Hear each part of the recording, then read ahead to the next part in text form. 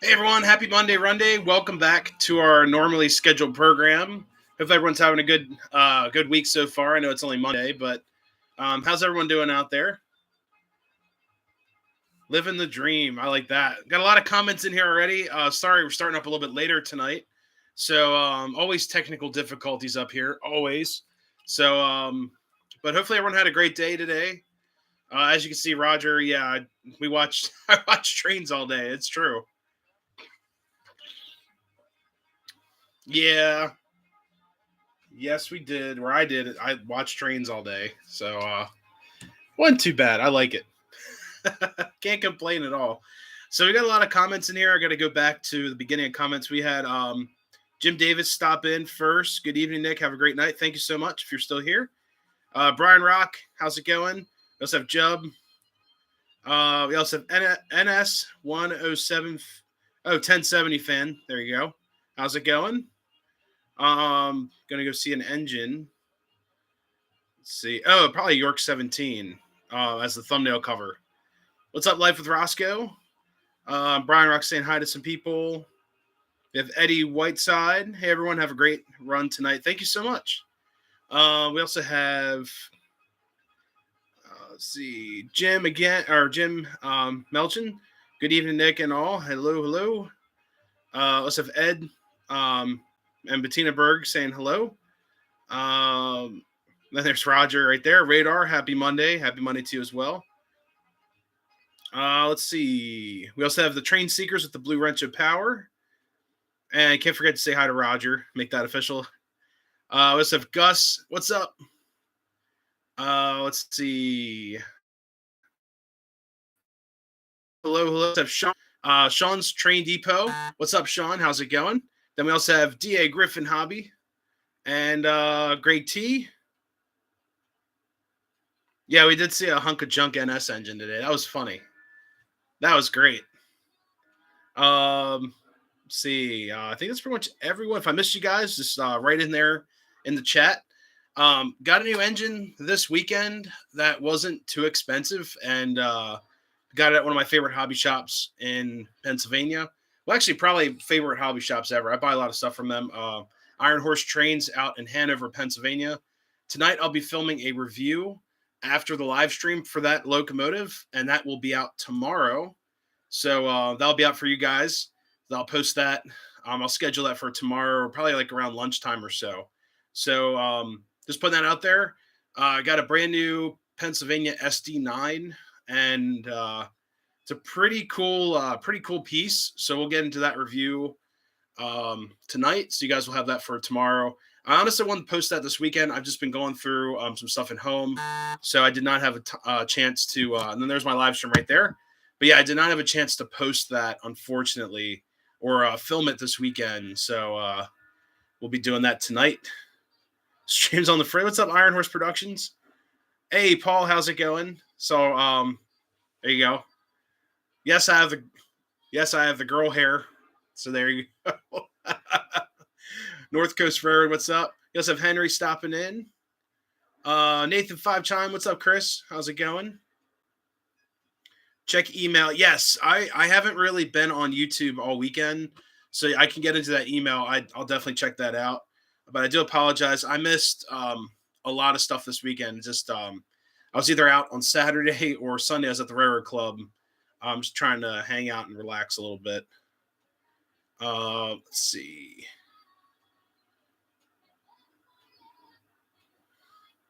What's up, Jamie? I got the Blue Wrench of Power. Not sure up for. I understand that for sure.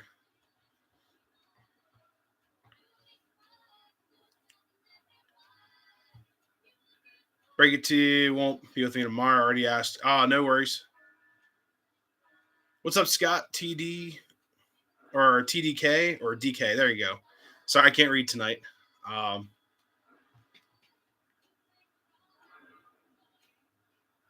Sweet. So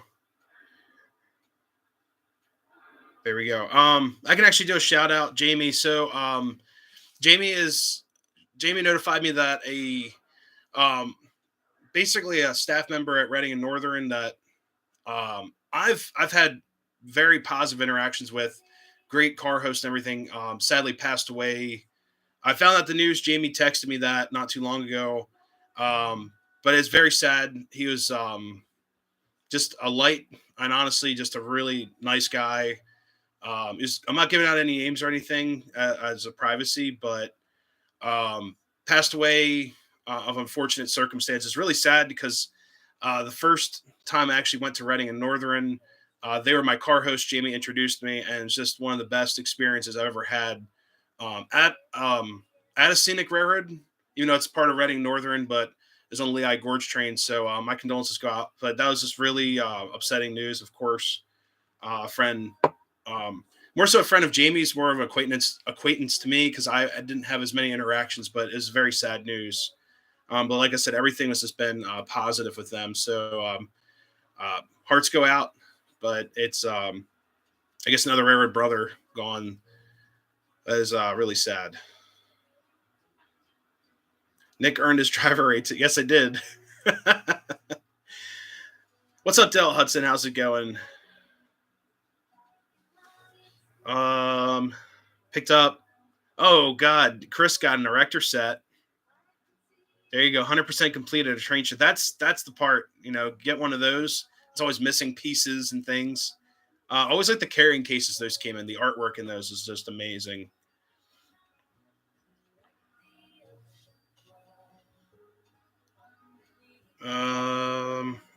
There we go. Del Hudson saying hi to everyone. There you go. Will not be running a Hudson tonight. I only have one Hudson left in my collection. I got rid of the. So a lot of you guys may not know this. I got rid of my B&A Hudson, the little TM.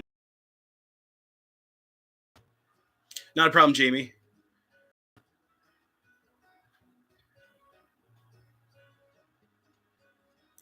Let's see, reading some other comments here. 10, 10 and a half. Oh God, the parachute drop ride. Those are sweet. I've seen those. What's up, Randy? How's it going? So, you guys.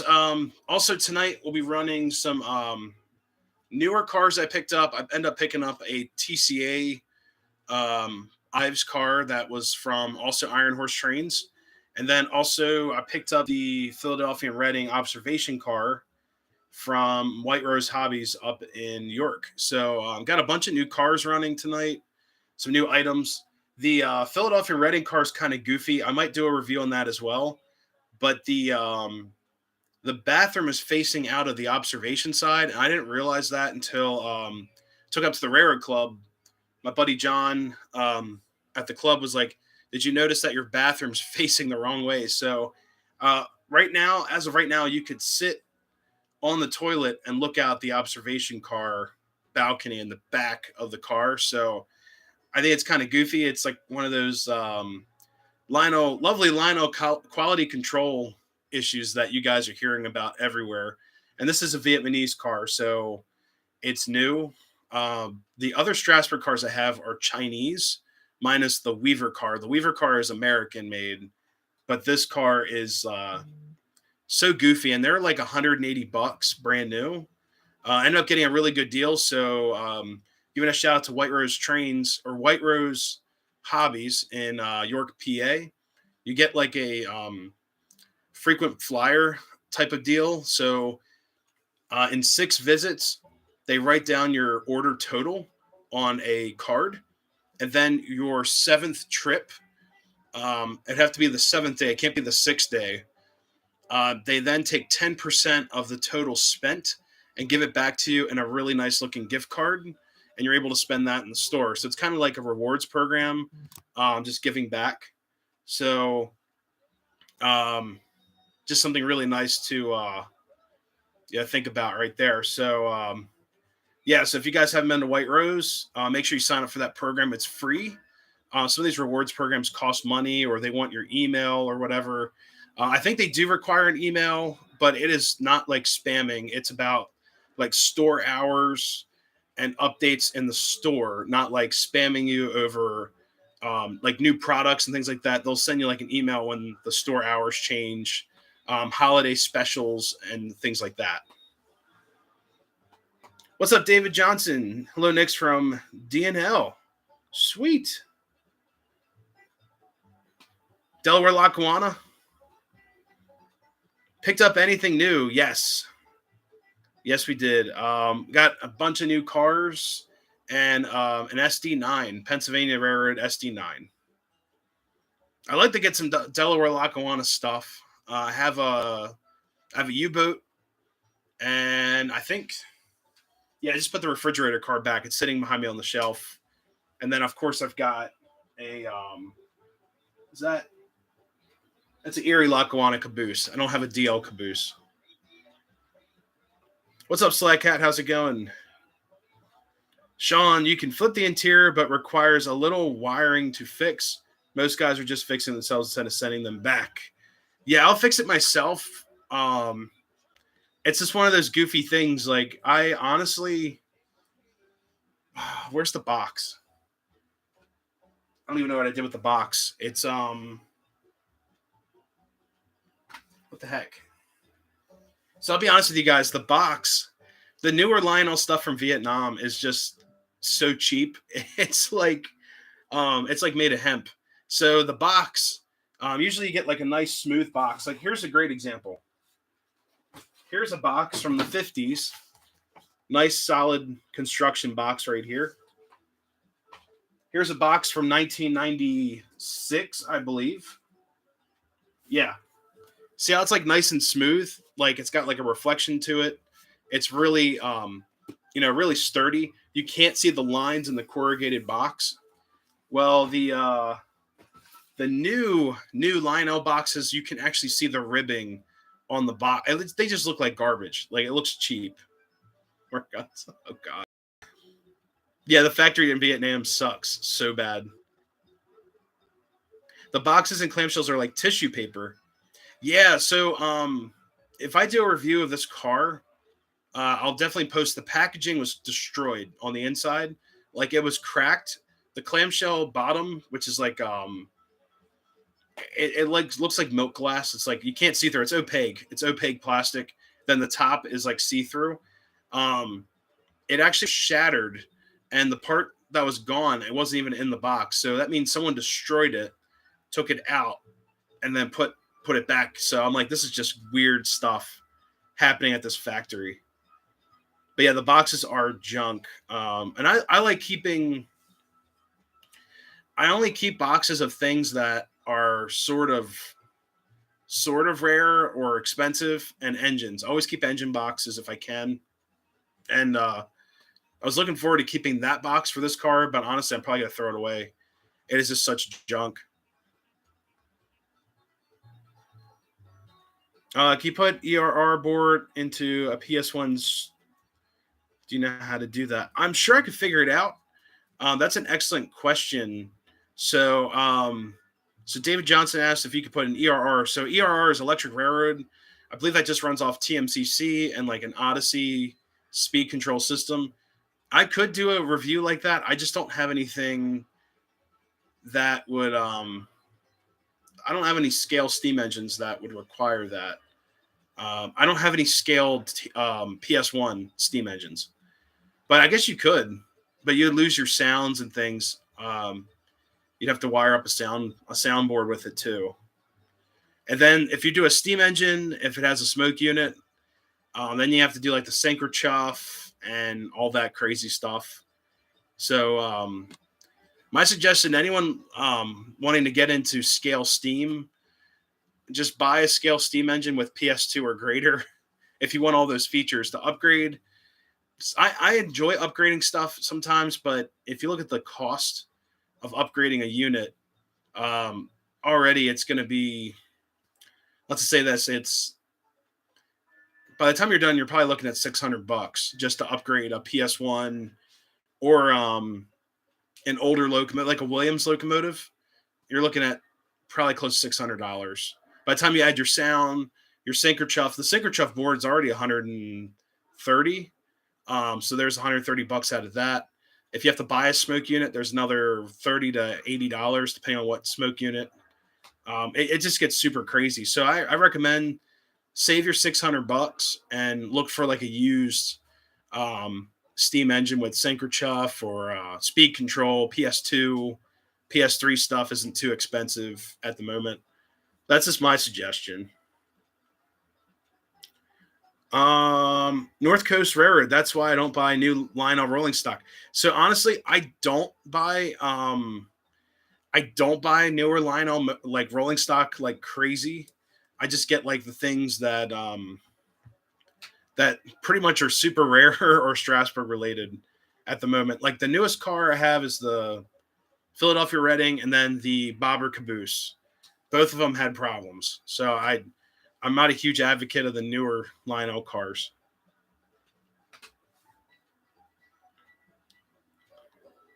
Modeling your new yeah, I did get a new coat for work. Those are it's downstairs. It's very bright. I'm not gonna wear it up here. One stock on a box car. Huh.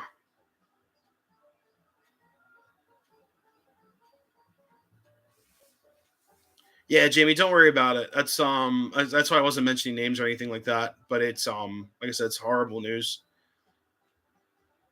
Let's see. I got a couple comments in here. I blew up my PS2 Dreyfus Hudson, converted to TMCC since I don't have DCS. What's up, William? Colana. So, William, so I don't have DCS either, but I did buy a DCS Explorer. So, the DCS Explorer I'm going to do a video on it because there's a couple reasons why I bought an Explorer. So, the first reason is that you can operate DCS with basic function. And so that means you get like forward, reverse, lights on and off, smoke on and off, decoupler, departure, also control volume, which is very important as well if you're just trying to turn the volume off. All those features are available. So the DCS Explorer can also reset locomotives. So crazy thing is, the last two times I took a locomotive to the club, the they use DCS with the Wi-Fi, the Wii U or whatnot, and my engines have been confused bringing them back home. So when I run up here, I run conventional, even with DCS capable locomotives. I do have TMCC, so I got the old remote right here. But the problem is that sometimes the engines get locked up thinking that they're still in DCS mode. So the great thing is I can bring these locomotives home now, place them on my track with DCS, and manually reset my locomotive. So it's one of the better things of having DCS Explorer. So I had to do that today. I brought the engine home. It just sat idle on the track, and I was like, "Oh, that ain't good." So I put it back on the Wi-Fi track, and I've reset it using the app. If you don't have a DCS Explorer, you can actually reset your locomotives hitting the bell 5 times and then the whistle twice. That resets your locomotives manually. So you have to use a conventional transformer, preferably something like a Z1000, or you can use like an old era MRC remote, things like that. I got a bunch of chats I missed here. Hey, Iron Horse Productions, thank you so much for stopping in. Does the Explorer come with MTH starter sets? I don't think that's the Explorer. It might. I'm not sure because I paid 150 for mine and then another $50 for the power supply. So I'm not sure how much they like where they come from, but mine was brand new in the box, and I still wanted to do a video on that. You can't do that with the DCS remote command. Yeah, the commanders are so Sieber. The commanders are great. I actually wanted to get one, but my buddy at Iron Horse told me that it only works for PS2 3-volt boards and higher. So 3-volt and then PS3. So I have some PS2 stuff that's older, so it wouldn't work, unfortunately. I've got two. Actually, I got one 5-volt, one 3-volt. But I was like, yeah, I'll just see what's out there. Hey, thanks, Roger. He did a good job today. I tried my best and keep those guys safe, you know. What's up, Becky Demaro? How's it going? Maybe take a picture of a Conrail caboose. That's great. No train derailments this week. Knock on wood. Thus now. Like I always tell you guys, the Keystone line it looks really nice. So if something got messed up on there, I'd be very surprised. But the other tracks, that's not. I don't know. Not to mention you can't run DCS engines on it. It's programmed to 0. Okay. The Keystone is very well maintained. I help keep it that way.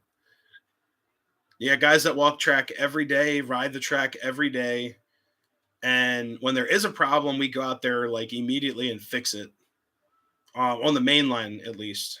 But yeah, it's well maintained for sure. What's up, William? How's it going? Hello, Nick and all. Yeah, guys, don't forget to hit the like button. We got 50 people watching, so thank you so much for all stopping in and everything. We'll run trains. We'll go at 9 o'clock. We'll start running trains at 9. Away from PSR, I don't know about that. Nick got to see the end of the world, aka the end of the electric service. Yeah, yeah, AC motor stop. That was pretty crazy seeing that sign. I got a couple other comments in here I think I missed. Let's see. Nope, I think I got everything. I know that NS has dropped, so it's been pretty nuts. But yeah, I was looking at that the other day. NS stock kind of dropped, and a lot of people are ticked off. Like you just see the comments and things. I had someone get mad at me. I think I don't know if it was at a train show or what, but they knew I worked for Rare. And they were like kind of ticked off, and I'm like, I don't work for NS. Like I don't know what NS does. I tried to work for them, and they were mean. So it's like, I don't work for NS. So I can't speak for them. But I know what my tracks, that I work on look like, and they're pretty nice.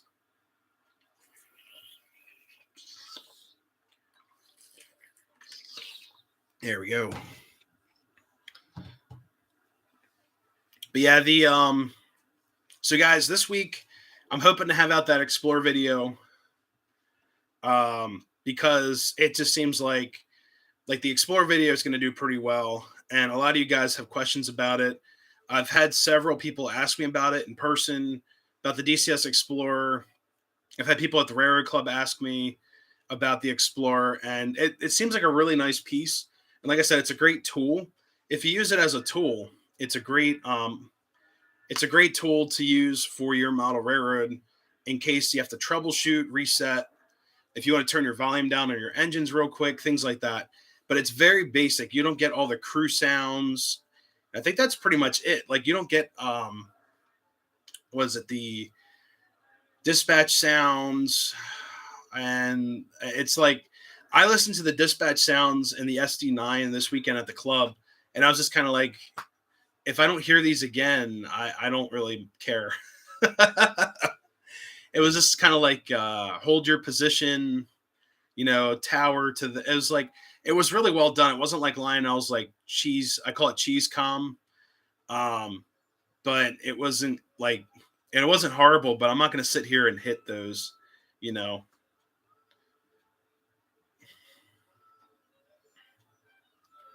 Let's see. Luck you got on with, yes, and I love what I do, and I mean that it's been great. I love what I do. I like going to work, and I haven't felt like that in ever really. Maybe my first job, when I first got the job, I was very proud to work, and I was extremely happy to work on. I was doing water gardens and things like that, ponds, and I really enjoyed working with customers, being outside, running equipment, running forklifts, things like that. I love that. But then the company I worked for was just, it was not a good company. After I kind of, I started to learn about the company every day working in the water garden department, because they just were not a good company to work for. You would hear things, and it just was not good. So after a while, I got kind of discouraged from that. But I love what I do now. My last job, I hated it after a while. Don't plan on going back to my last job, but what I do now is awesome.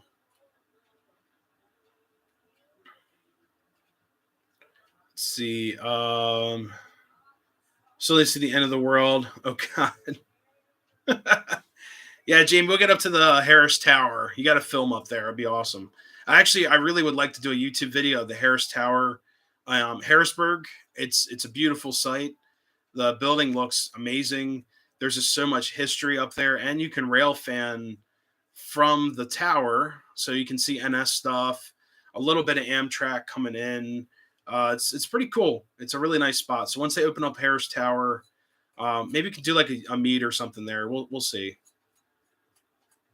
How's Amtrak going? I heard that they're repainting locos and people are always getting upset.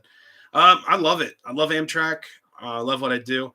Heard they're repainting locos. I've heard some of that, but I think honestly, you can't make everyone happy. I miss my F40 PHs, or the toasters, the AEM sevens. So when those were retired, I was kind of upset because that's what I grew up with. And yeah, after a while, I was like, where did they go? I remember going out. So it's pretty crazy. 40th anniversary locomotives are getting repainted. Okay. Cammy in the last video had to wave. Oh, geez. I miss family or work and family landscaping back issues kept me from doing it. I enjoyed doing landscaping. I did that the following summer. So I quit my job. I was working at the a garden shop / Christmas shop and everything as my first job. And it was pretty sweet. And then that summer, I was networking a lot with customers, especially like contractors that would come in.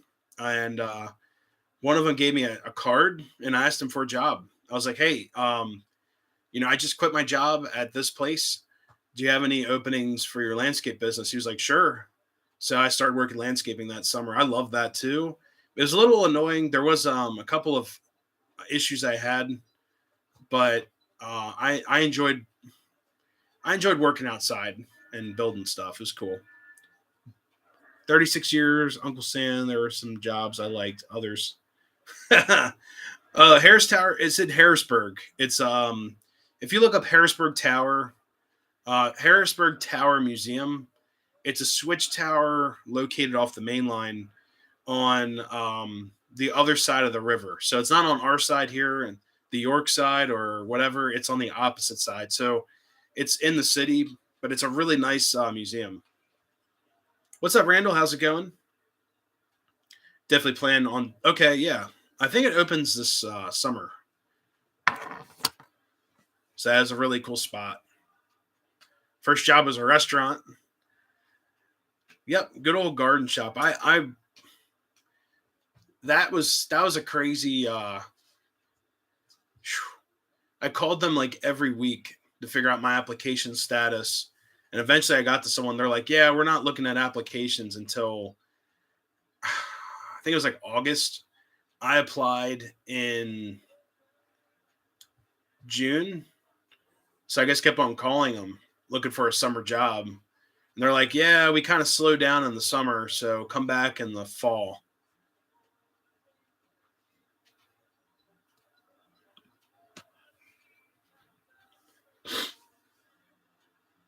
Maintained by a train club. I believe it's maintained by a historical society.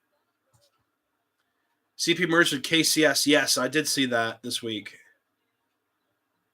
Yeah, KCS. I got an email from the union about that, welcoming KCS and CP to merge. So I saw that last week. So I thought that was kind of cool.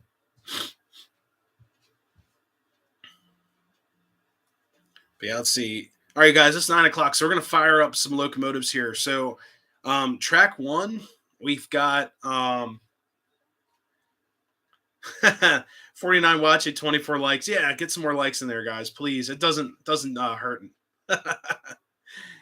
But yeah, on track one, we're running the K4S. I might switch it out to, I don't know, switch it out to the Trainmaster maybe, or maybe the K4. We haven't ran that in a while. The other K4, the Unshrouded. NRHS operate. There you go. Thank you so much. Change the name to Danny the PRR fan, just so you know. Oh, cool. Sweet. What's up, Strasburg Rail Fanner? Love the K4S. Yeah, so we'll run the Streamline K4 for a little bit. Then I'll switch it out to I've got a Proto Sound 1 K4. I haven't ran that in like ages. So we got passenger on track 1. We've got some REA Express cars, a baggage car. What else we got?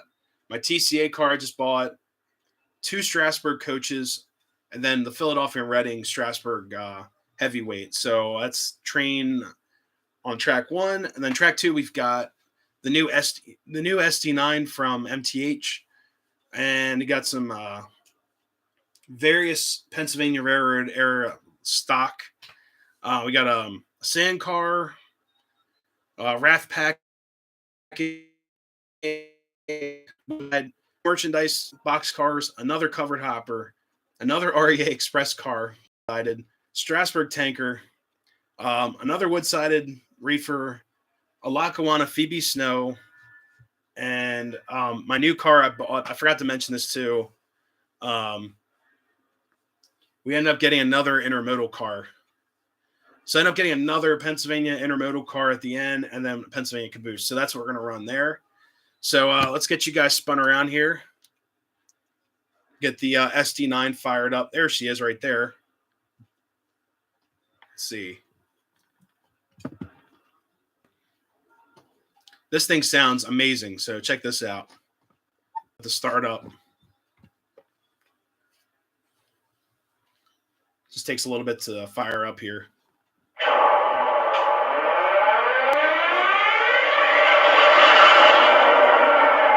It's a trailer, 2 trailers.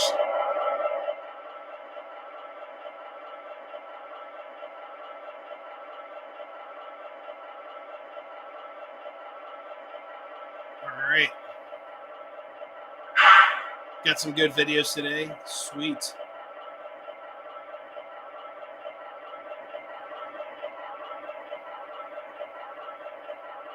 Probably K4S picture. Sweet. But yeah, the startup of this locomotive just, I don't know, the sounds of these PS3s are just amazing. So let's get her moved out here.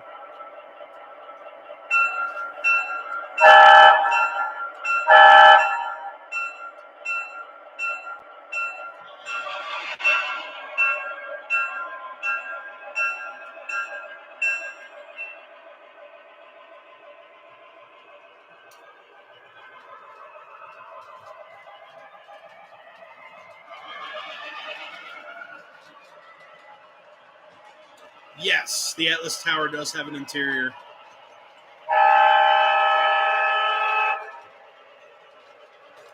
So Canadian Pacific. Yeah, there's all kinds of stuff in Harrisburg. After working up there, doing track work on the Amtrak Y and everything, there's so much up there. It's amazing.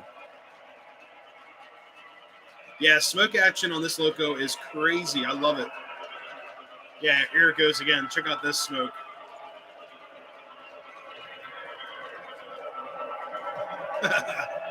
Yeah, this engine will actually smoke out the entire room. So definitely a win. And I know one of you guys is probably going to ask me what flavor. Tonight we're running very cherry smoke fluid, which is, where is it? Behind me? Yep. Just picked this one up from Iron Horse Trains. Very, very cherry right there. This stuff smells like a cherry snowball. It's great.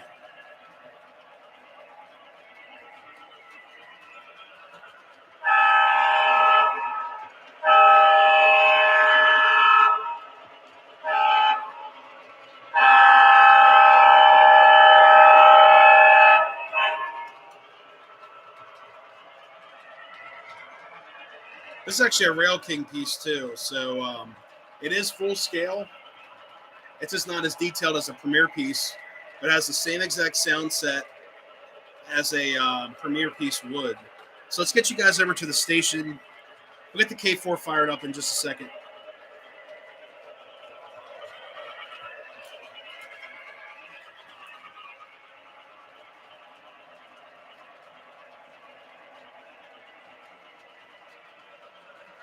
There we go. Hey, thank you so much. Yeah, I love the sounds too, the revs and everything. What's up, CWF Trains? How's it going?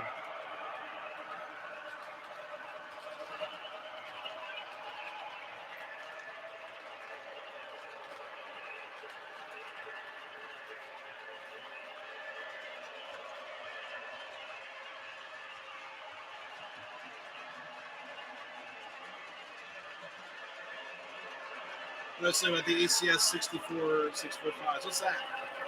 What's up, Round 412? The piggyback actually just bought. So I actually had to do a lot of repair work to it, but it's running great now. What's up, Shipwright? How's it going? Oh, send Gus a web link. It may not work on here. It might flag it as spam or something like that.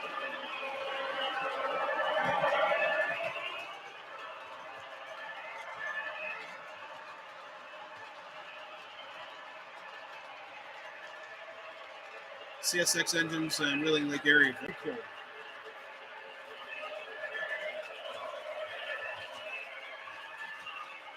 If you guys want later, I'll set up the smoke. I'll set up the coal train if you guys want.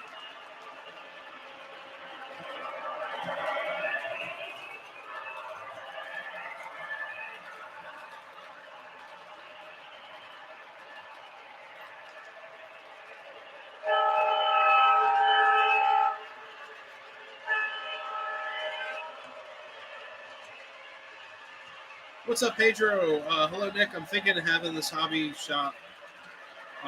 Williams steam engine, the PS1 Pro Sound 2.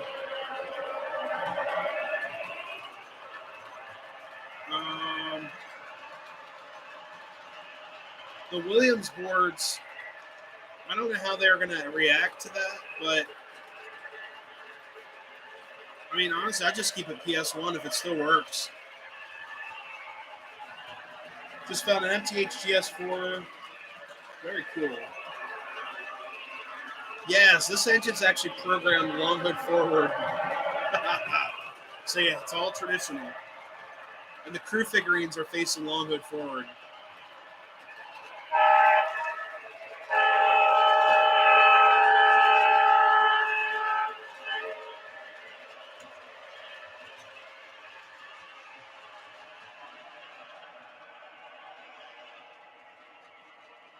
This engine crawls really nicely too.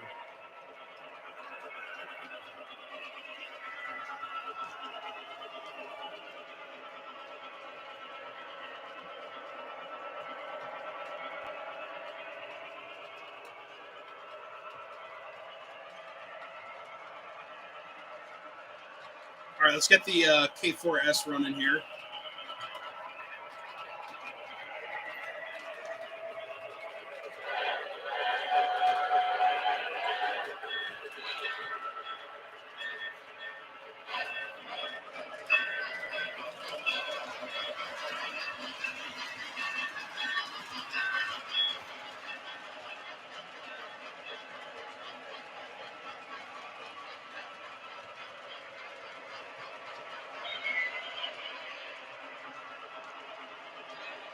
Pick up some passengers real quick.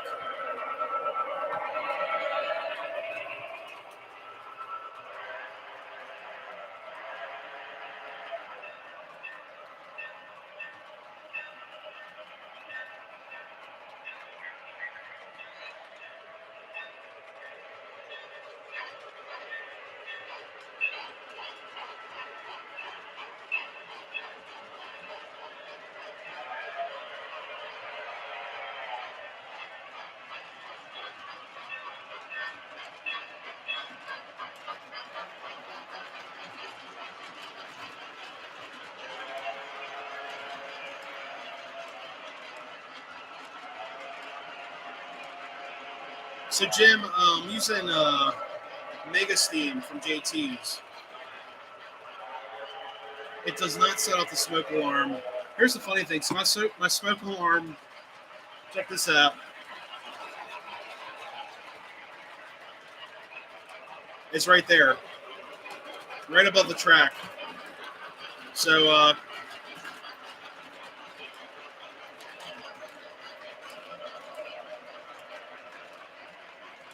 yeah, check that out. So the smoke alarm, and it's right, just right there.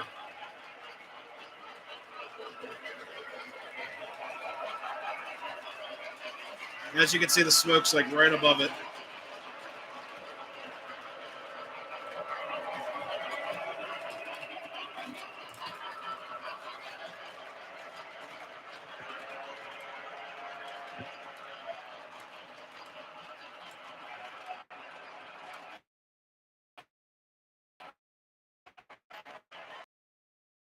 And it's actually really funny. My parents' house, where I grew up, our second house, I would always set off the smoke alarm, but those smoke detectors were super sensitive.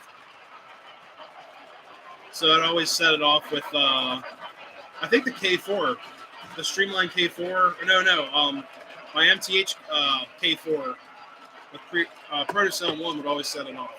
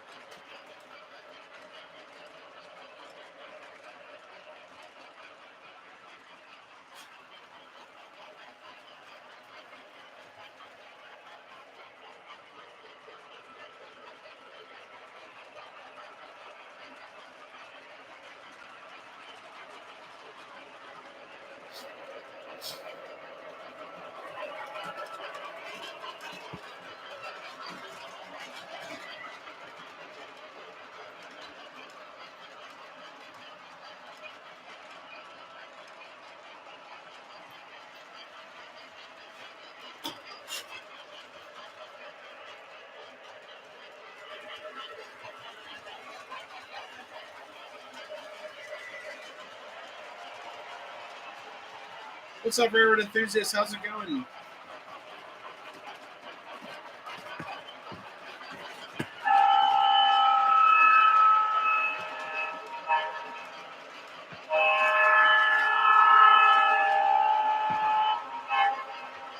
Yeah, I don't think that would work well in these fan smoke units.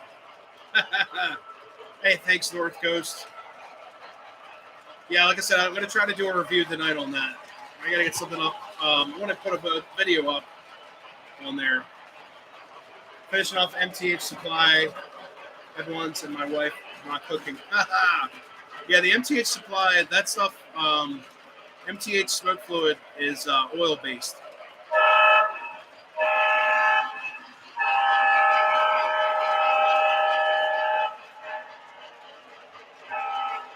What's up, Thomas, the post-sport train guy? How's it going? I was at Jim Thorpe 2019 and hope to get there again, hopefully soon. Yeah, Jim Thorpe's a great place. A lot of cool things to do, a lot of nice shops, things like that. Gatorade, not a sponsor. Let me get that out of the shot. There we go.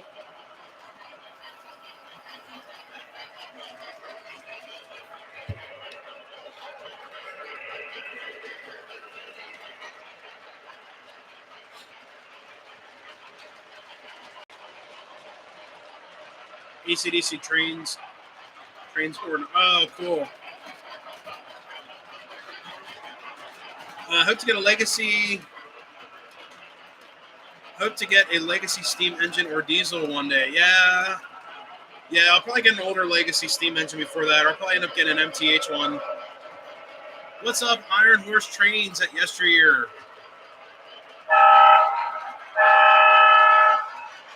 Just running the new engine I bought from you guys. That's all. I'm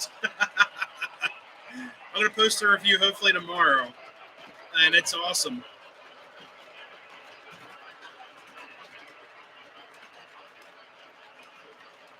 And it's also smoking out the train room. So another great smoker from Iron Horse Trains. Maybe not setting off the smoke alarm, but the coal scented isn't popular with the neighbors.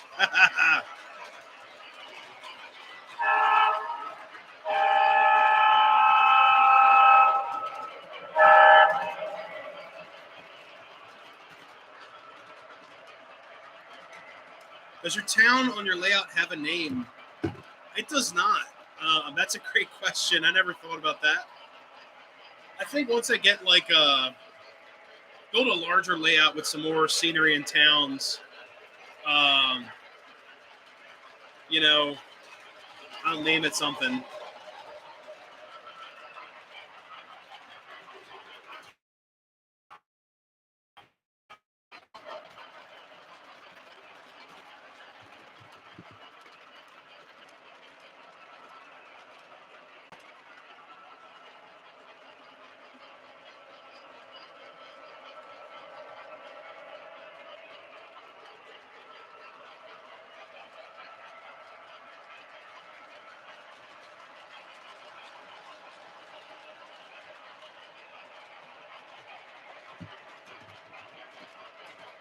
Margaritaville, Nicksville. That's a good one. Nick's Train Yard. Oh god, that sounds like another YouTube channel right there. Nick's Train Yard. That's too close to Sean's Train Depot.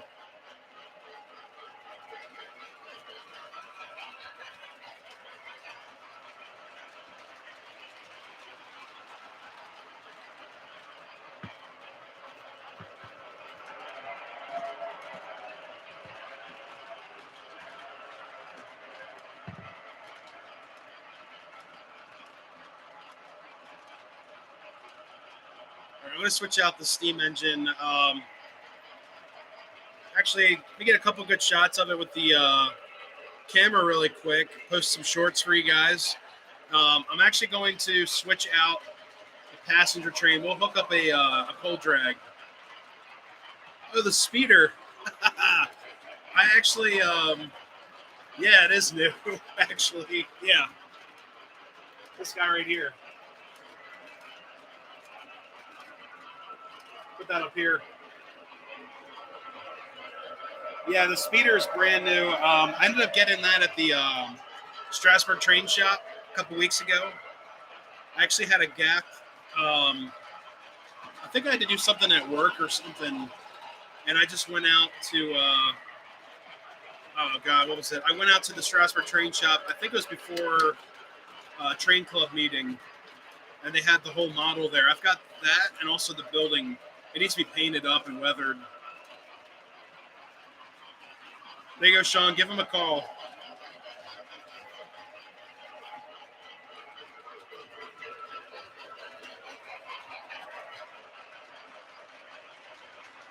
Chrome rail. Oh, sweet. No, the speeder is not for sale. That's my speeder.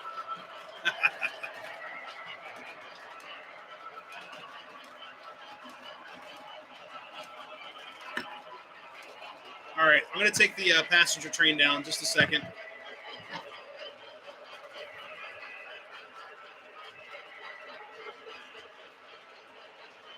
Yes, it's at the shop. Does anyone know anything about Strasburg's 90 rebuild? I do not.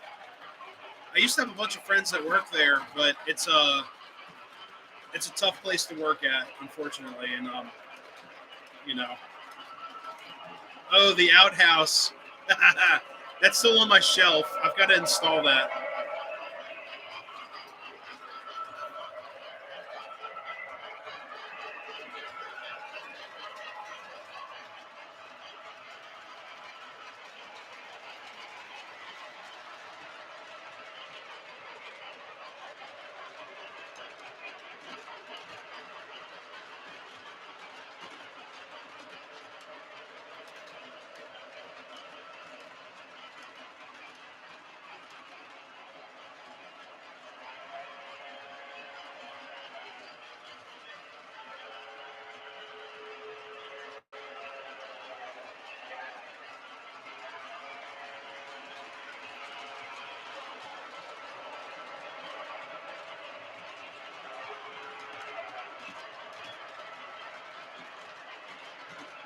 right, guys, we're going to build a cold drag. So bear with me here. We're going to take this K4S off. I've got to also move some cars around, but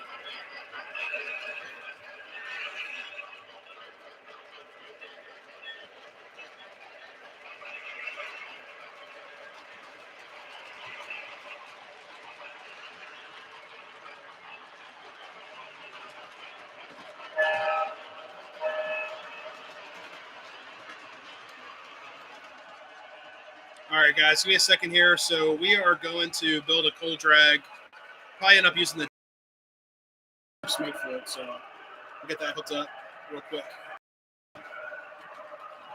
Keeping up with the rare PC games. Can't wait to be released. I haven't, honestly, but they're a lot of fun.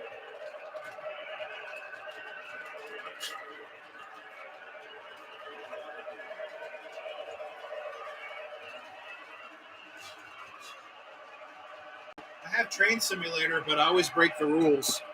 So everything about railroading is about rules.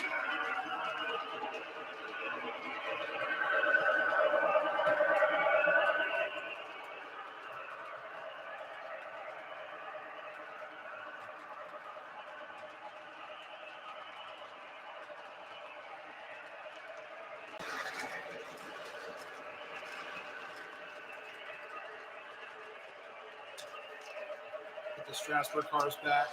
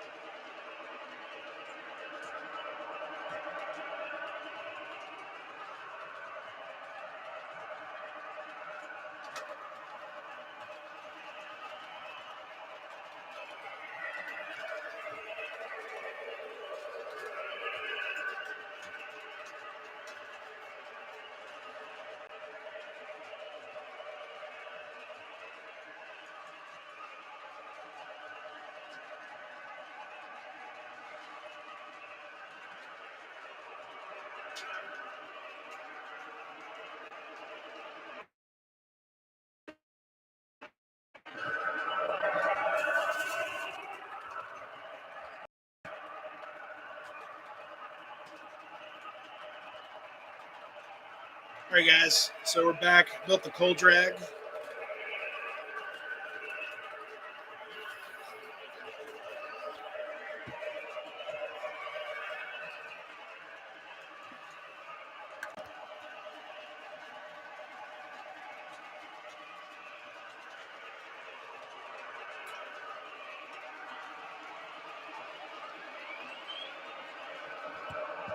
Yeah, it'll just be my Pensy Cars, Reading, and Western Maryland lineup. So yeah, we'll see.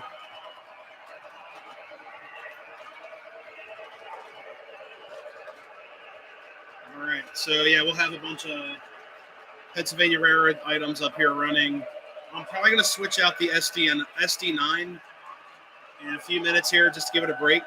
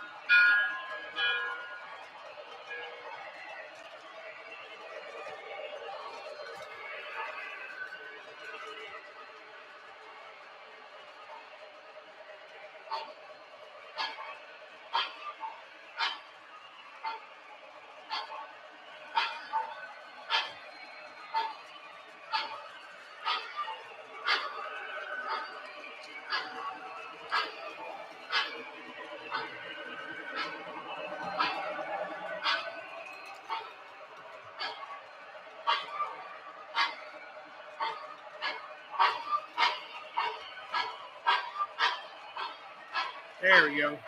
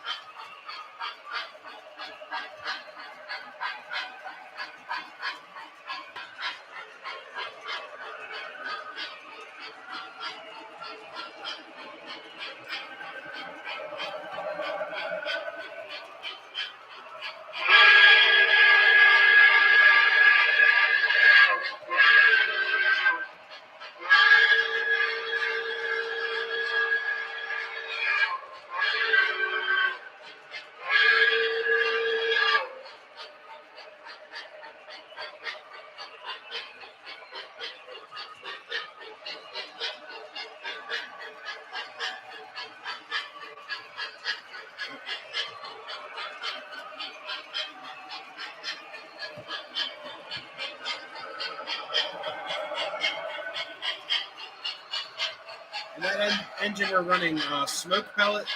I think it's mixed with Big Boy Premium, so it is pretty potent stuff. But it is smoky.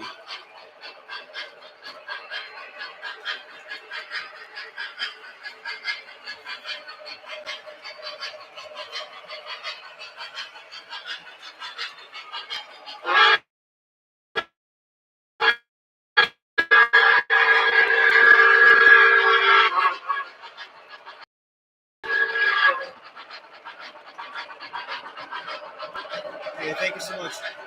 Got to thank Tristan, one of our club members, for hooking up the whistle for this. Originally, I had the banshee whistle, but it was just really, really harsh to listen to. It really just didn't fit.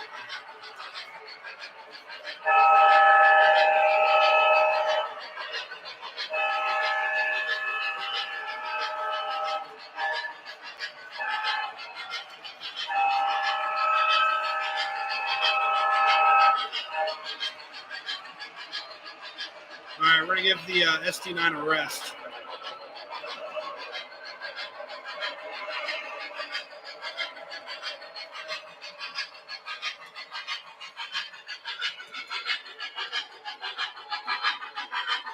All right, guys, I'm gonna find a locomotive to run. The awesome thing about MTH locomotives is that they really don't heat up a whole lot. A lot of my Lionel stuff will get super hot compared to most of my MTH PS2 and PS3 locomotives. So I'm going to run under the platform real quick.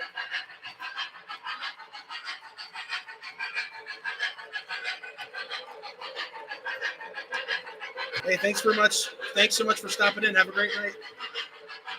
Yeah, we're going to hook up. We'll get the Trainmaster. We'll go the opposite way. So I'll flop or switch the locomotives out.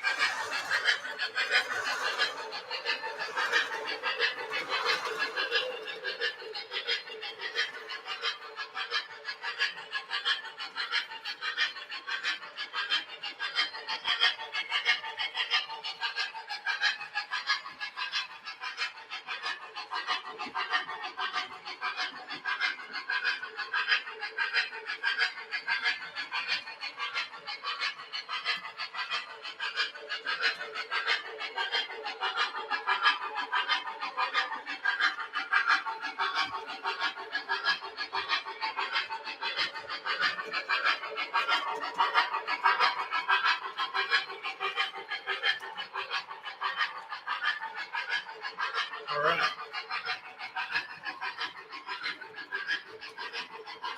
Got a 1990 Lionel MIC Mohawk. Sweet.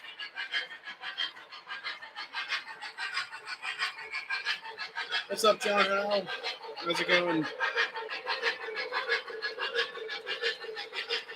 Doing all right. Let's see if I can get the. All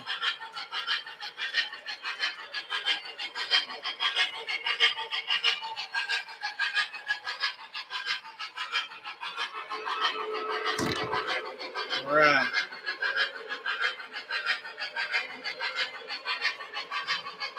Now I got the Trainmaster rolling here.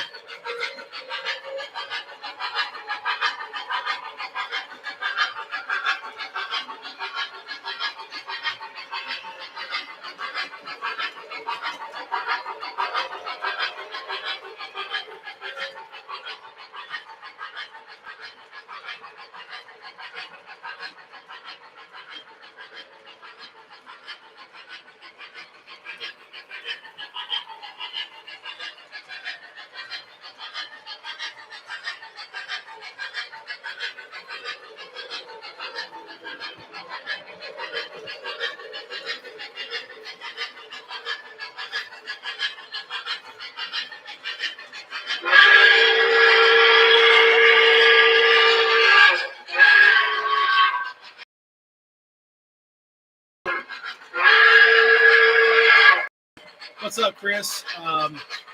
Last week, Tuesday, now Monday. It's only because I had a train club meeting. So It's a little bit of a different week. What's up, Walter Mackey? What's the widest curves on your layout? Or so 072. The Decapod requires 072. Some of the other coaches I bought, they look really good with 072. Then the Conrail boxcar, the 86-foot boxcar I bought, requires 072.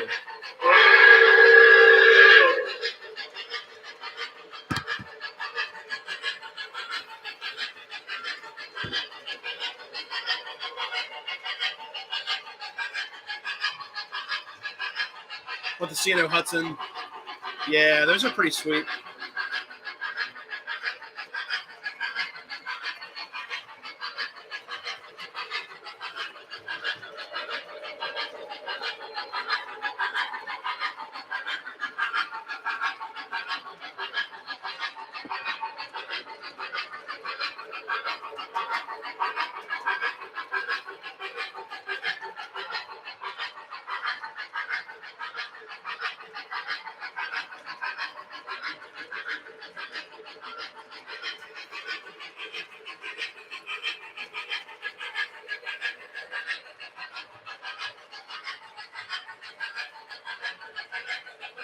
Vision line, big boy. Oh, man. Where's the mystery machine? I don't have one. That'd be sweet if I did. Those are pretty cool.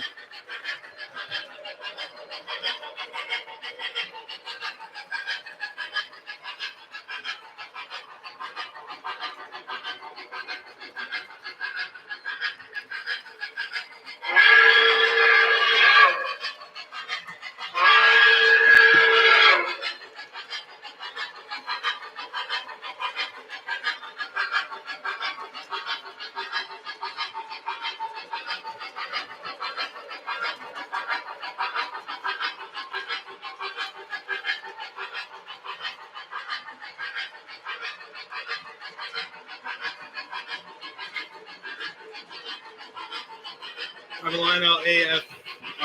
American Flyer Challenger. Still in the factory box. Nice.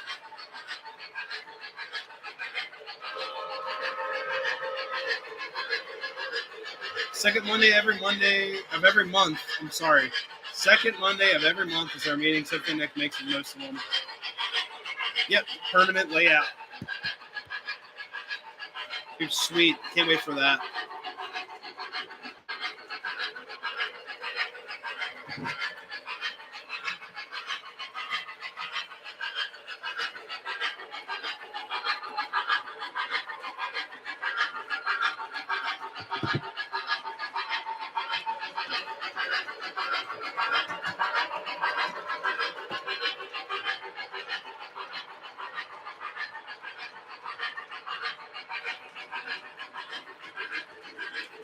Walter, so NYC, I have, let's see, I got some Penn Central stuff. I've got a Vision, or not, no, sorry, I've got the, got a Pacemaker boxcar, Pacemaker caboose, and I've got an NYC reefer. That's really nice. It's from K-Line. So yeah, I'm not a total like non-NYC fan. I mean, there's some cool stuff. I'd like to get a Dreyfus Hudson in the future.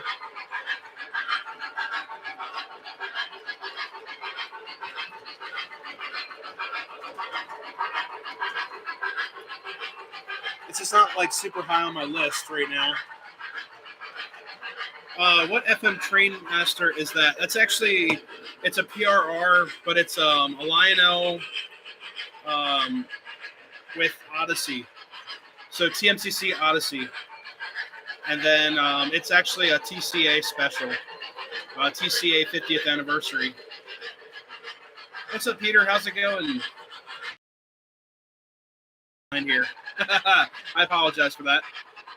Premier Big Boy had upgraded PS3, had to go back. Ooh. What's up, KR Trades? C&O Hudson is my favorite. Oh, those are so nice. So at York, I'm actually currently just going to buy one steam engine, and that's it. That's my plan. Buy one nice steam engine, and call it York. So I plan to be at York that Thursday, Friday, and then part of all day Saturday. But after work on Thursday, after work Friday.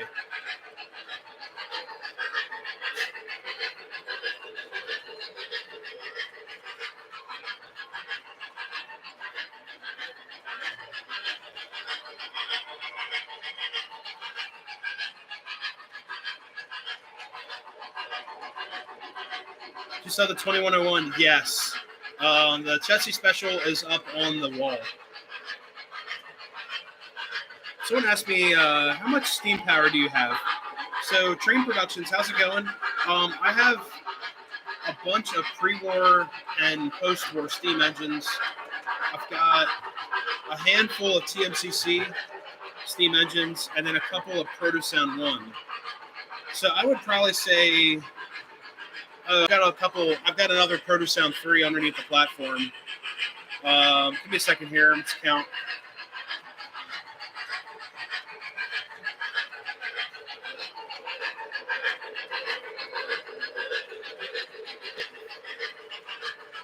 I think I have about 25 steam engines, if you count my pre- and post-war stuff, my conventional stuff, and then also like my saddle tank.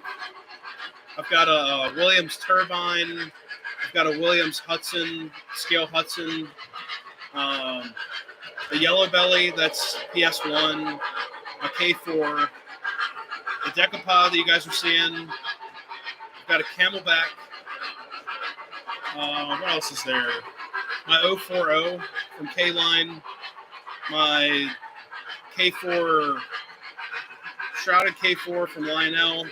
Shrouded K4 from K-Line. And my 612. I think that's it. Something like that.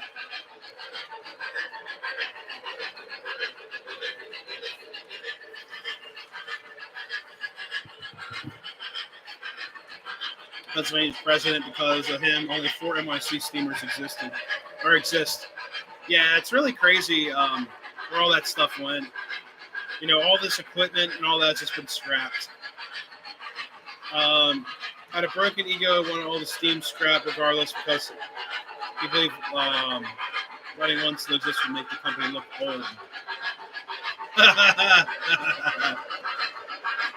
That's insane. Yeah, I've heard of that. That's hilarious.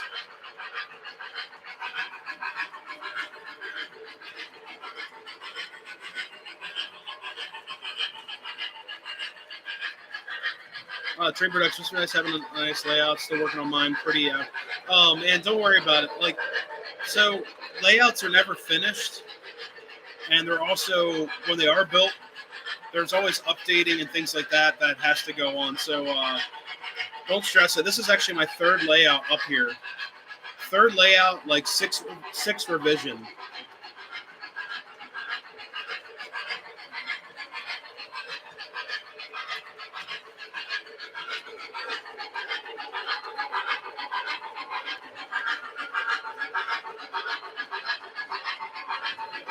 So anyone that's been on the channel for a while, the first layout I had was a 4x12. The second layout was a 4x12 with a yard extension, like an L. The second full layout, that was actually like the first revision. The second full layout was the 412 with a giant L extension. I actually kind of miss that layout sometimes, but you can only run train at a time.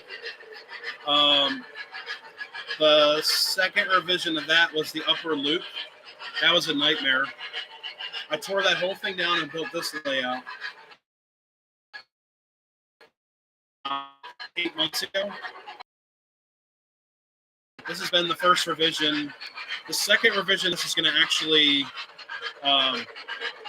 so like where my yard track is next to me, I thought about putting in a longer yard track.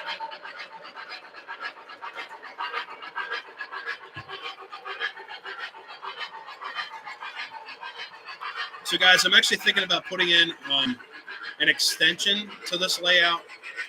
That here, let's talk about it. So, I'll actually give the Decapod a break. So I'm not like screaming over it.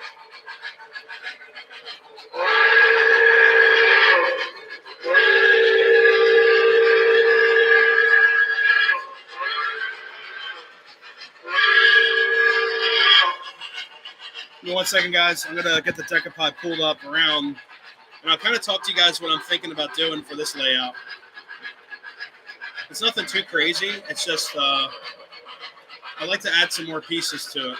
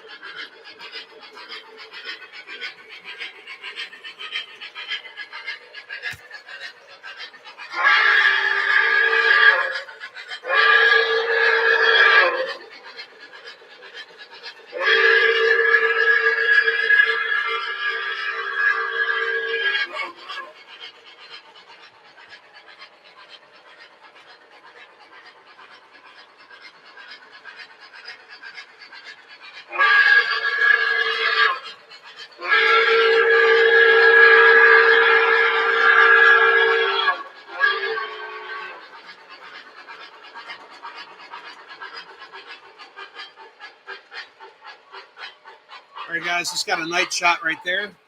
So let me show you guys what I'm thinking of. All right, let her shut down for a second. There we go. All right, it's nice and quiet up here. So my idea up here, because I'm really out of space. So the layout, we get you guys over here.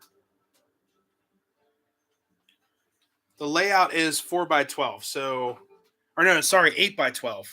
So 8 feet from corner to corner, and then 12 feet long. So the 12-foot section is from here all the way down to the other side. So what I'm thinking about doing, this is of recent, where this yard track is, I haven't ballasted this at all. So this yard track is a nice spot to hold cars and other accessories, things like that. But I'd like more space to hold some more things, more items. Like these Strasbourg cars have never left this track. Like these two cars, um, they just haven't left it. Actually, it's about to leave the track if there we go. So my idea is to actually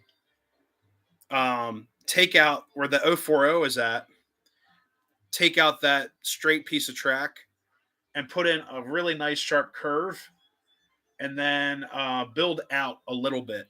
So basically, here, I'll show you guys what I'm thinking of. Right about here, cut this out and then have a nice swooping curve right here. And then I have all this extra room in this section right here. I build like an extension from here all the way over to the other side. Now, the only reason why I'm thinking of that is just for some other models I've been looking at, some other items, just to kind of expand up here. It's just an idea, but I'm actually thinking about adding just a factory track or something like that. I don't want to cover up the railfan park a whole lot, but I might. It's going to break my heart to say this, but I might end up shortening the railfan park because that's just a lot of real estate over there. So that's just one plan for that. Shorten the railfan park, put in a yard track, but I might from the door right there. You can see the engine shed or the car shop. Um, that is pretty much the extent of the land. So I can't really go farther that way. And then if you go down to this side, that's my workshop desk with the lamp over here. That's as far out as I can go over there. So the only thing I could think of as well, um, and I really do miss having one of these. The other idea that I thought about was, you guys might like this idea a little bit better. If I created this longer track for here, have it loop around this way, run adjacent to this track that's already here where the DeLorean's at, and then link back up right here with another switch. So have another passing track. So I kind of miss having a passing track, but that's just my idea. So I would have car storage. But the other thing too, filming logistics and all of that, it might just be a nightmare. Um, it's just an idea I've had, but like I said, running an adjacent track that would look kind of cool. I'd have a passing track again. Um, but the other thing too with that, you know, it's going to be a little bit weird to film, so I might hold off on that. But the next layout will probably be in my next house. So up here, I'm pretty much upgraded to the max of what I can do. I know some of you guys. I've had several people ask if or would I ever extend into these wings where my like windows are back in there. I've had people ask me, "Are you going to go back to the corner?" I'm like, "Nah," because then I can't reach stuff. But that is an idea. If I built like a yard back there or something like that. What's up, Dennis? How's it going? What are the current width shelf each side? Think of building something similar. This is an 8x12, but you could go 8x16. I'd honestly recommend if you build something like this, just make it the perimeter of your space, like how mine is. It's the perimeter of the room, so you can just reach everything. I do have to crawl under my layout right here, but for me right now, it's not a big deal. My next house will have a bridge, a lift bridge. Now up here, I couldn't build a lift bridge because of the room. I'm in a very old home, so my floors aren't level at all.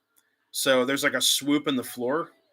Um, this whole room is like it's like a fun house. So it actually dips down. So where I'm at now, I'm on the high side of the room.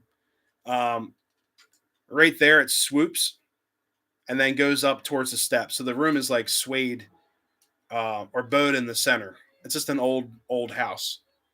Everything's fine. It's nice and sturdy up here, but it's yeah, it's just one of those things. So I built this at a solid what's this 1x4 pine, and I was gonna put a bridge in here, but then I realized it'd just be a nightmare. But yeah, shelf layouts or this is like a club style. I love it. It's awesome. I wish I could go the full length of the room. But like I said, I got this closet right here. That's our Christmas closet. And then I've got my workbench to the right of me. So um, there's actually one point in time I thought about reversing the layout, putting the layout on that side of the room, but it just didn't make sense. Jim, when pressing the horn whistle button on a conventional transformer boosts the speed of the engine and resume its original speed. So, Jim, that depends on what power supplier are you using. Like, what's your transformer? Um, that also could just be just a transformer.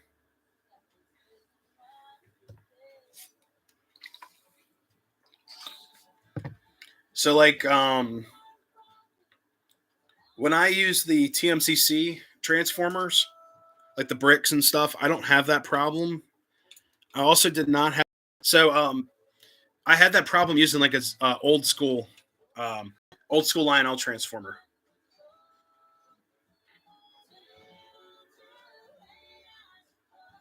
Let's see, it's buffering right now. Hey, Radar, have a great night. Thank you so much for stopping in. So, yeah, sorry about that pause. I was waiting for the internet to decide on what to do. So, Jim, I had that same problem while running my oh god, what's the old transformer I have? The ZW or no, yeah, ZW 180. Yeah. Oh, Z1000. Okay. So are you running post-war, pre-war, electronic stuff? So sometimes the amperage draw kind of messes with that stuff. It's just the electronics trying to compensate. Using that, I'm assuming there's a full bridge rectifier in there um, to send out a DC pulse for those sounds. So if you're running like pre and post war stuff, yeah, it could do that. That's pretty normal. But for the newer electronic stuff, it shouldn't do that. Um, it might do that with like a old ZW. I think it's like I said, my ZW 180 does that. Hit the whistle, it boosts. It's just from the electronics. But using this, the TMCC remote, my post-war stuff it does not speed up. My pre-war stuff does not speed up. It's just a different type of. I believe it has a different type of wave, a different sine wave of AC that kind of solved that problem that Lionel came out with a while back. Dennis, no worries. Is your shelf layout like 24 or 38 inches wide? Also, do you use foam? Oh, no worries at all. So, I think this is 1/8 inch foam. It's like the Pink Panther stuff. I honestly wish I went higher with the foam. For example, I on my last layout I used 1/2 inch foam, and the cool thing is you can use an X-Acto blade and cut out your accessories to countersink them. So a great example is let's see, where's the engine at? Whoops, just broke the train. So I'll show you guys what I mean. So the 1/2 inch foam, you can kind of hide things. So like these crossing gate accessories here, the um the gates or whatnot, you can hide the base. So like the base of this is sticking up about an 1/8 inch. I countersunk my old ones, filled them up with ballast, so you didn't see this base. Then also, if you're using, let's see, we have a displaced train. So if you're using like old school accessories like this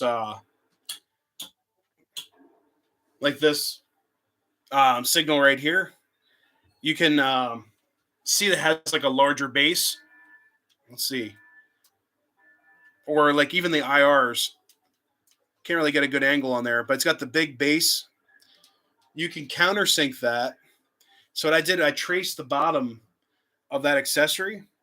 I cut it out with an X-Acto blade and countersunk it, so it looked really nice. So that's one thing I messed up. I used 1/2 inch foam on the last two layouts. It was just so messy, um, cutting the foam and stuff. Or we went to drill a hole, like you drill a hole to put a wire through, and it would just be a mess. So it's just something to remember. This foam also glues a lot better because it's solid. It's solid, rigid foam. The old white foam was like it was this white styrofoam meant for like concrete forms. You can get it at like Home Depot. That stuff is porous. So when I glued all the scenery like this on the other stuff, the glue would just run everywhere. So you had to make sure you diluted your glue properly. Make sure you use a brush. Make sure it's set on top of the foam. Break the surface tension by spreading the glue around with a brush. So kind of a pain in the butt, but I do miss that. Um, so yeah, Jim. Yeah, I'm not sure why I'd be doing that unless it's just not enough power going to that. Puts an extra 5 volts DC offset on the rail. Yeah, I think the newer Lionel transformers, 1,000 transformers, they're great. Yeah, Z1000 transformers are fantastic. They don't put out a lot of amperage, but they will get your trains a moving. So trust me, they're great. But yeah, if you guys have any other questions with the layout, 24 to 30 inches. I believe this layout is 31 inches high. because I built them on top of these old shelves. Well, not old shelves, but like garage shelves, so I could store my cars and such. They worked out really nicely. It's also like supporting the layout, so you're not worried about like building it on a wood frame. Except on this side of the layout, from here over is all wood. Well, from this one by one stick over is all wood. Then I built like this really cool shelf that has the computer sitting on it, my power rack. It's like my control station with a little desk that pulls out here. All that's made of wood. But other than that, from like I said, from here back is all metal shelf. From here back, and the next layout I build, I probably won't. I don't. I probably won't do a shelf layout like having shelves built as my bench work. I probably have these shelves set up with tracks on top of them for storage. So that's my next plan. Eventually, put tracks going from shelf to store more cars in line. So that's just an idea. Hey, not a problem. Always here to help. DB Tech's channel. He also does a lot of um, troubleshooting things like that as well. So check him out. But yeah, guys, we're gonna go till about 10:30 tonight, a little bit later, just because he started late. But the channel is always open to questions. If you guys have any questions on modeling stuff or bench work, how I wired this thing, anything, I'm always willing to talk about it. I'm always here to help. That's one thing about this hobby, and that's one thing about the hobby that pretty much got me started on doing YouTube stuff. I was always willing to help people out. I'd always ask questions for what certain things were, and the answer I always got was like look it up on your own. And I'm here to help you guys, so it's all good. Bus wiring. So Jim, I did not bus wire anything up here except my accessories. Um, the tracks are wired in Spider. So I have one control point out of the transformer, and then I have 4 points of power. So I have one in front, left, right, and back center. So the power is evenly distributed. It'd be equivalent to I guess that'd be like parallel almost. Yeah, it's like parallel wiring because the track acts as a parallel circuit. So hey Brian Rock, have a great night. Thank you so much for stopping in.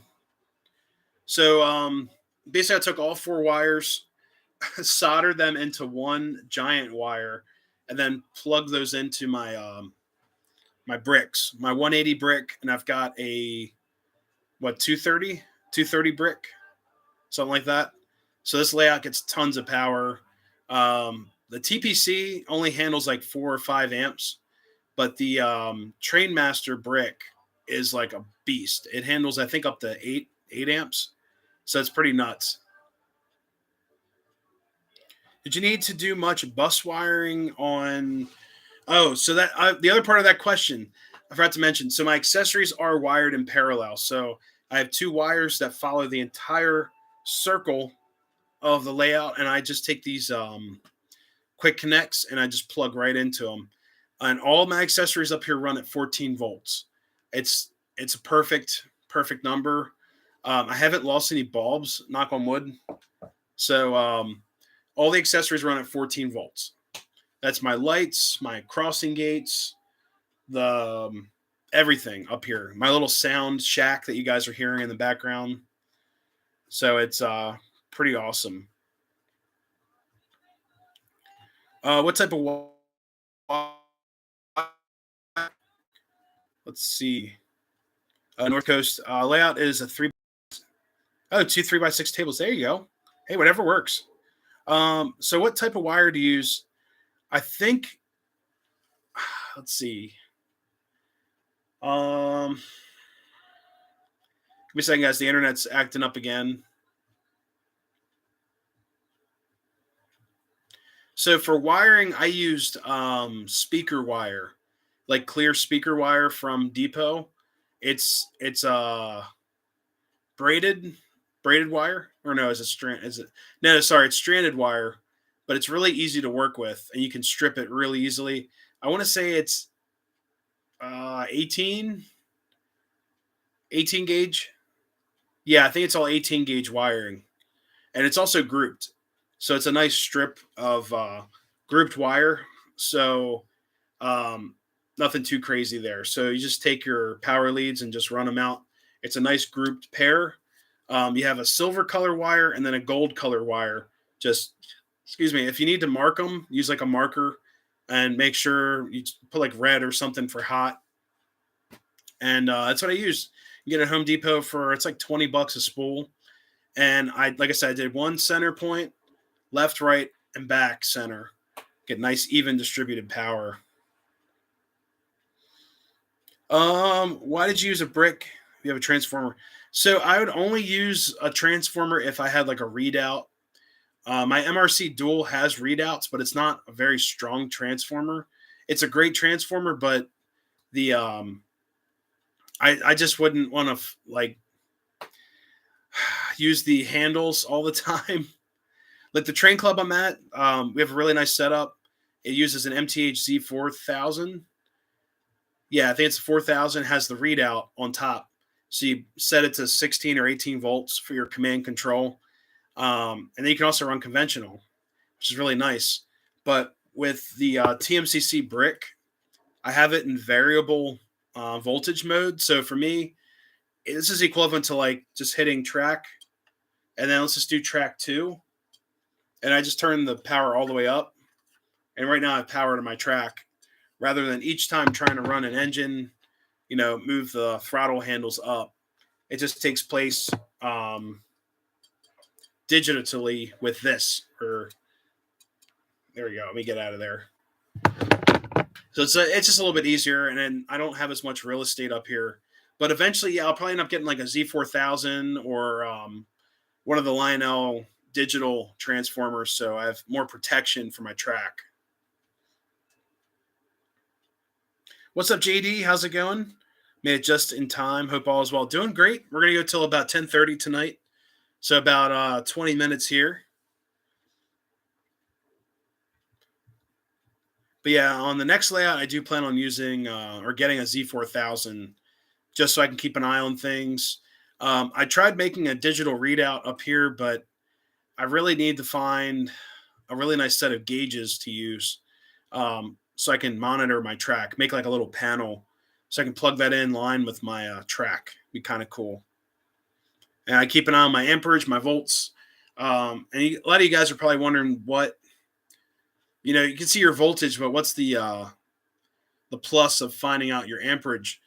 Basically troubleshooting. If there's a short, sometimes you can see if there's a problem with track. If it's drawing too many amps, you might have a problem with your locomotive, or a car might be shorting out somewhere. So it's just great to see. With a layout, do you prefer basements or attics? I think so.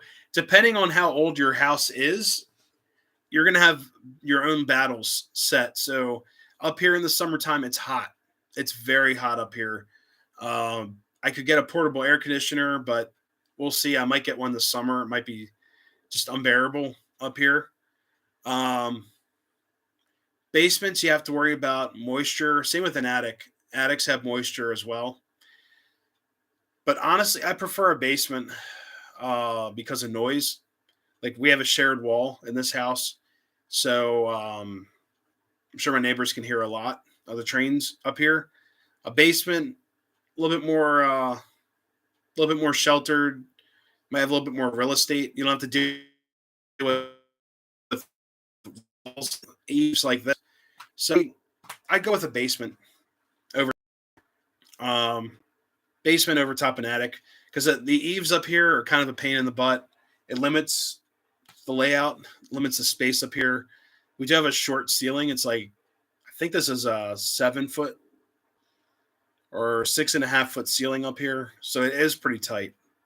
And that's another reason why I built this layout. It's less hitting your head on things. So the layout kind of prevents you from hitting your head on certain things up here. Keep waiting for that cab 3, but they keep delaying it. Yeah, I'm not sure what's up with the cab 3. Um, I have no idea. I'm interested in it. It is one thing I am interested in, but we'll see when it comes out. What's up, Anthony? How's it going? Joining in late, no worries.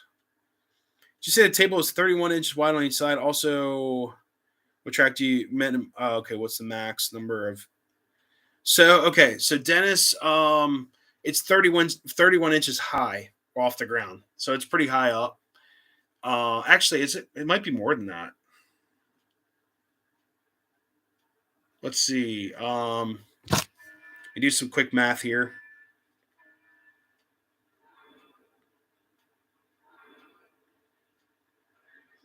No, it's not 31 inches high. It's only 2.5 feet or 2.25 feet. So let's do. I'm not sure how high this is, but it's pretty high up. It's about waist level on me up to here. Um, but no, we are 8 feet wide. So from back to corner, it's 8 feet. Corner to back, it's 12 feet. And also, what track radius to use? I use right now. I'm using Real Tracks from MTH. There's a lot of love hate with Real Tracks. Honestly, if you have the money, I'd go like Gargraves or Atlas, of course. But not everyone has that. I mean, I don't have that money right now. I'm not making Atlas track money, but the Real Tracks is great. It's easily ballasted over. It's easily maintained. The only minus is that, or the only takeaway from using Real Tracks is that your magnet traction won't work. So that's doesn't really affect me up here. I don't really run a lot of post-war. Post-war engines are pretty much they're heavy enough to run on Real Tracks, but it's oh, how deep are the sides? Shoot. Yeah, they're about 31. 2 to 2.5 feet. That's about right. The other thing is what's the max number of engines you can fit on the layout? Well, I've got 2 tracks, so I can run 2 trains at a time. Wouldn't go too crazy. I don't want to stress out my power.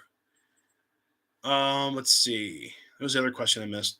So I got 072. And for anyone that's starting a layout, the bigger radius, the better.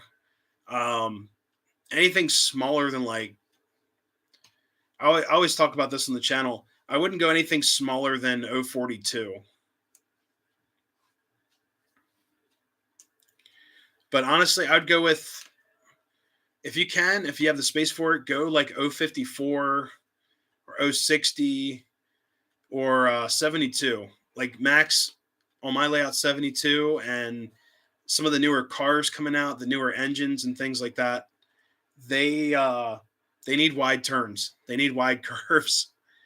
I think at the club they have 90. It's like 90, 80 something, and then 72. And a lot of these engines and cars coming out now, they need that like 90-inch radius. It's pretty crazy. The best overall track for all different Lionel eras. Yeah, minimum 54. That's a great one right there. Larger if you can. Yeah, especially with these newer locomotives coming out. Guys, there's so much. Like I've talked about this a lot on here, and I always preach this now. With these newer locomotives, there's so much stuff on your trucks that pivot. So like the for diesels, I don't have one over here right now. Go into it. You have lights and things that are also bridged across that, go into your cab, all different kinds of stuff. There's just so much stuff that can break. And when you have those tight radius turns, all that stuff gets super stressed out on your trucks. Even the cars coming out, they're using cheaper wiring techniques, and all that stuff. So the larger turns, the better it'll prolong the life of your models. You also probably won't throw as many traction tires. depending on where you're at and what type of track you're using, you might throw traction tires. Like every year I run something on my it's 036 fast track underneath the Christmas tree. I always find traction tires. It always kicks them for some reason. And I think it's because the profile of their rail. MTH Rail Tracks, the old school, it's solid rail and it's an I rail, just like a real track. Um, the newer rail tracks is tubular, so a little bit different profile.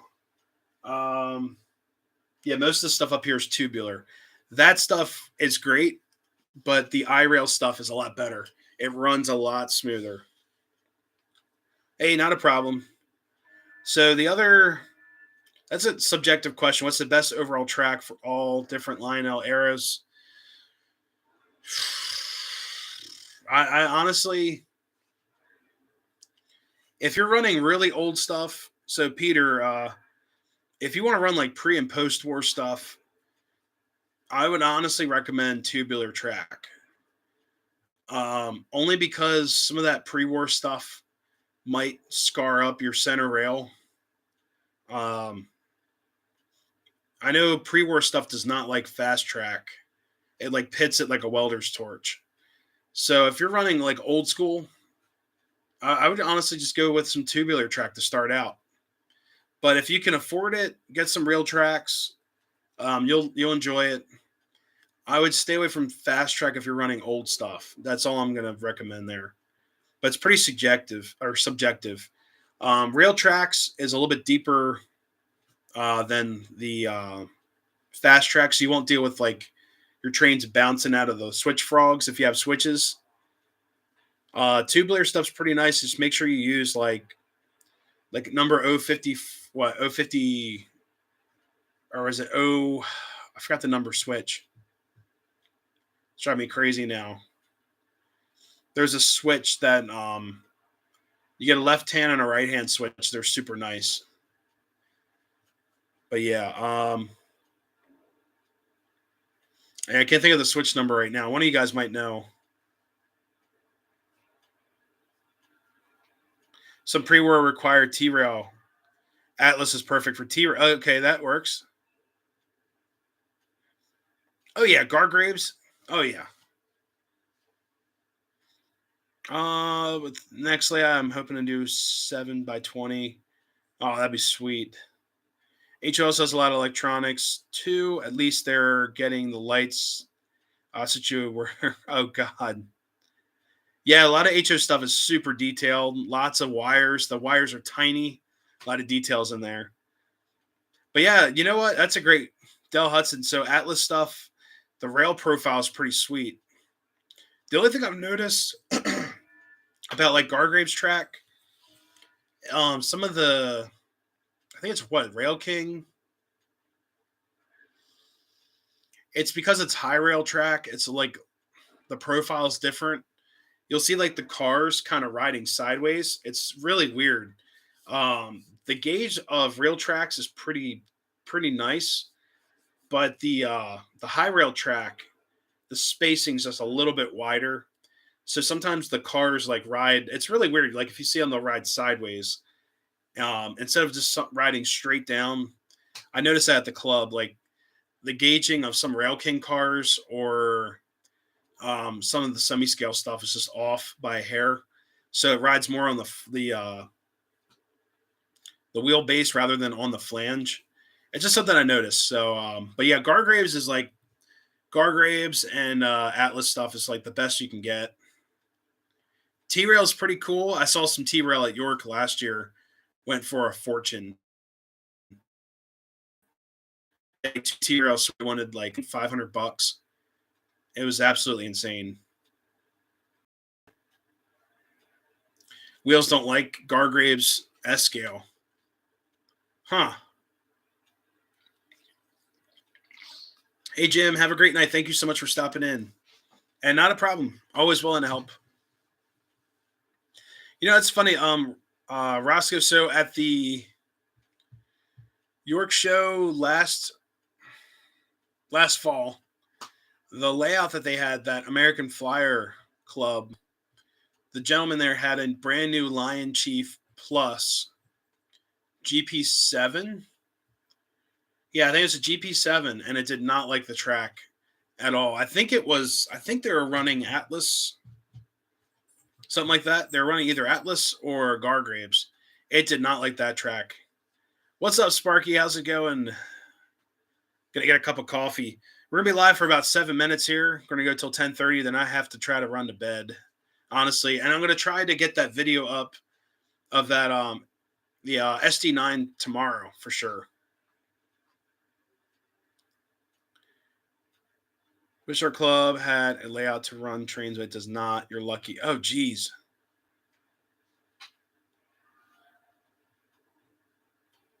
So you guys have a train club? They don't run trains, or you guys just bring stuff in, or all the detail makes a shell remove an HO locomotives nightmare. Huh. Oh God.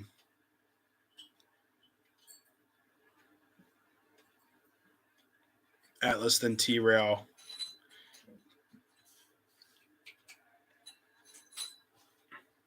Uh-oh. Chessie's getting into something. Come here.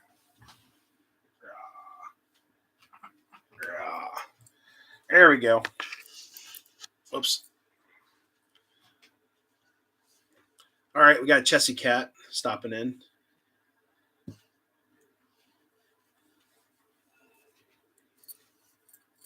I have Gargraves and run post-war NPC TMC. It's great. There you go. Yeah, I just want to make sure that if you guys are running, if you're running pre-war stuff, I don't want you guys to destroy your track because, like I said, I destroyed a lot of my fast track with pre-war, and all my pre-war stuff runs great. It's just sometimes you get some sparks and things like that. Work on N-scale engine. Oh, jeez.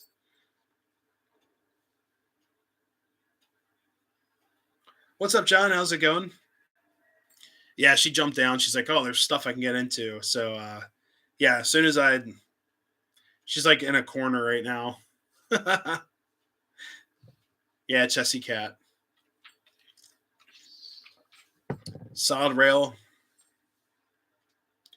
Yeah, unfortunately, like I said, the rail tracks was originally solid, and now it's tubular.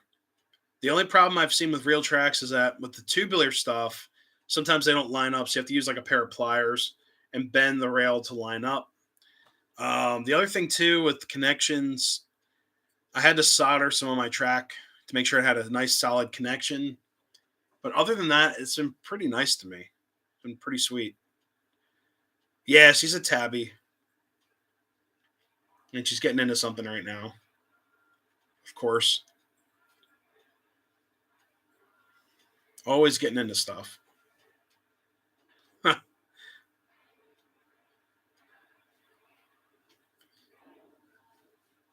Yep. Cool. Oh, the crossing lights? Oh, geez. All right, let me move that train up real quick. Yeah, it's Train Master doing it.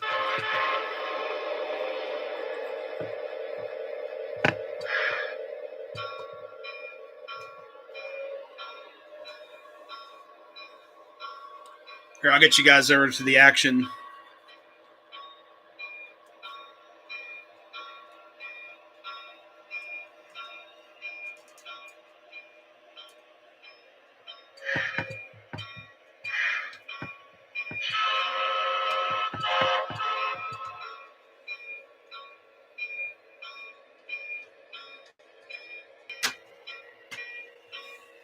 As long as it's not biting the wires. Yeah, she had she had a problem with that. But she's gotten a lot better. Hey, Dave, have a great night. Thanks so much for stopping in.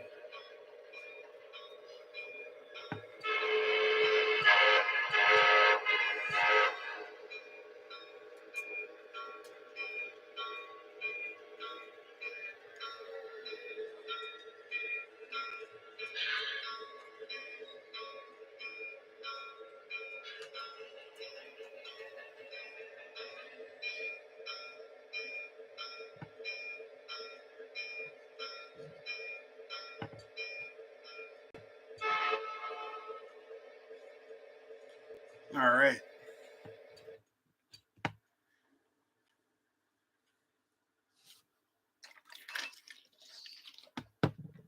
Oh God, are you not full? I am full time Amtrak. So real quick with that. So Sparky, we have Amtrak in Canada, but yeah, I think they go up to God, they go. I think they go to Toronto, and then they'll go all the way out to Alberta. They'll go out. I know they'll go out west. They'll enter Canada through the west. But yeah, I know there's Amtrak Canada.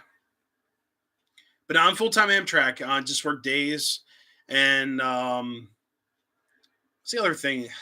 They're now doing 410s. So I'm not in that 410 salary style yet or work style yet because we're still part of the training new hire group. So I won't get that right until I've been into a job. So we'll see. I might be up in the north working. I don't know, like way north. I might be in like New England or something like that because there aren't a whole lot of jobs around here right now. So we'll have to see what happens. Yeah, switching move. We had to get him off that crossing. But yeah, we'll see what happens. I love working for him. It's just right now it's a little stressful, but we'll get there. It's all starting out. I got to get some seniority, and I got like 31 more years to go. Well, actually 30 years and like 8 months now. So we'll see what happens. But yeah, guys, I'm gonna head out. It's 10:30. Actually gonna eat dinner, and I'm gonna try to get that video out tomorrow. We'll see what happens. It might be tomorrow evening after work about the SD9. I'll probably end up running it with the coal drag and also a mixed freight train that we have here. But I want to thank you guys so much for stopping in, spending your Monday night with me, and hanging out. If you guys have any questions, just send me an email. I'm going to get better with the email. Actually, going to check my email after the stream here. But yeah, guys, thank you so much for stopping in. Have a great week out there. Stay safe, of course. Stay strong. Be careful at work, everyone. And of course, have fun as always. Good night, everyone. It's been a night.